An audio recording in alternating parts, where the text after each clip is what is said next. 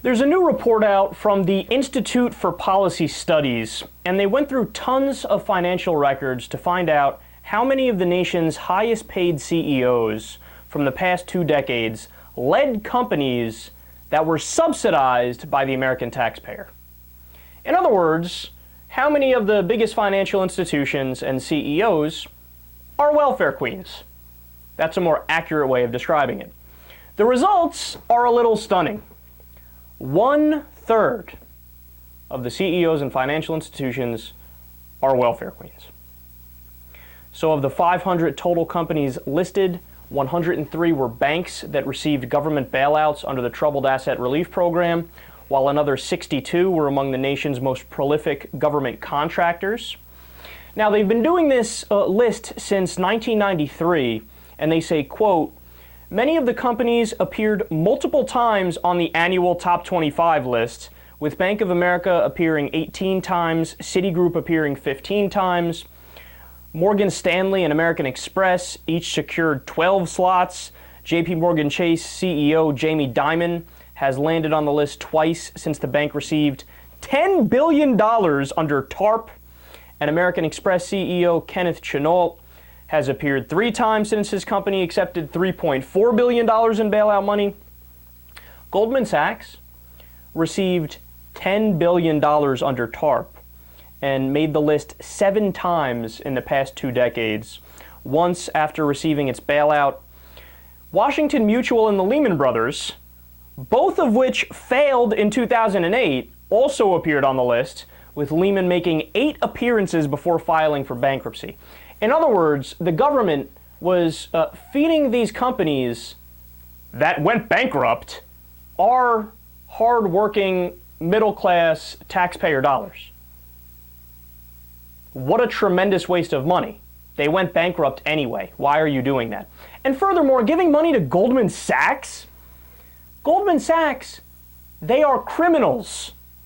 Understand what they did. This was during the Great Recession. This is well documented. It's been reported in multiple different press outlets.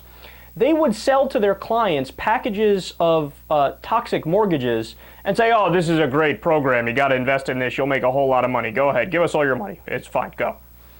And then they would turn around and behind their backs vote about how those same packages that they just sold as great, how those packages were going to fail. Okay, you know what that's called? It's called fraud. That's not allowed. That's illegal.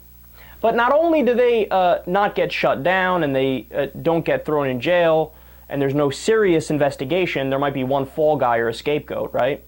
They actually continue to get our taxpayer money.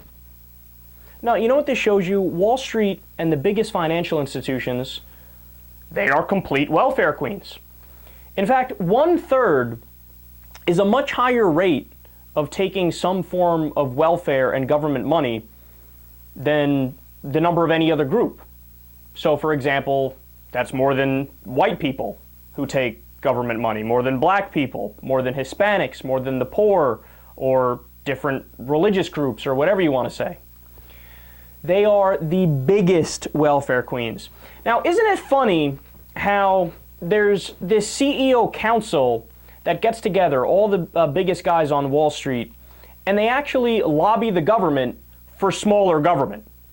Now, funny, they don't push for cuts to the money that they're getting, but they push for cuts to Medicare and Social Security and Medicaid.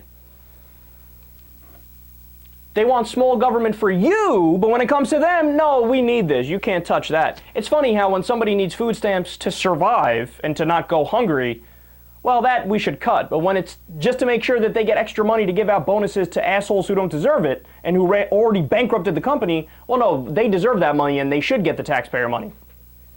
The quotes on this are the best.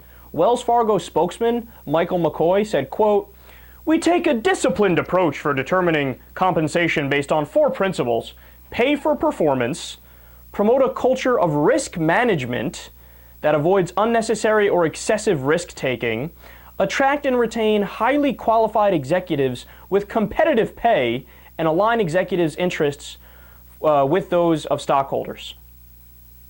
Every single one of those things is false. Look, it's the same argument that they made when they were giving our tax dollars in bonuses to the same people that bankrupted their companies. They go, no, you guys don't get it. The reason why we have to do it is to retain the talent. Right, because bankrupting a company, that takes a hell of a lot of talent, doesn't it? And the authors of the study actually responded to the Wells Fargo spokesperson, quote, "Sky-high CEO pay purportedly reflects the superior value that elite chief executives add to their enterprises and the broader U.S. economy, but our analysis reveals widespread poor performance within America's elite and the CEOs. Chief executives performing poorly and blatantly so have consistently populated the ranks of our nation's top paid CEOs over the last 2 decades."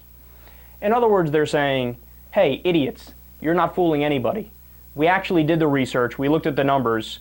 These are the guys that are bankrupting the company, and they're blatantly bad at their job, but you're still paying them, and the taxpayers are still paying them. It's bullshit.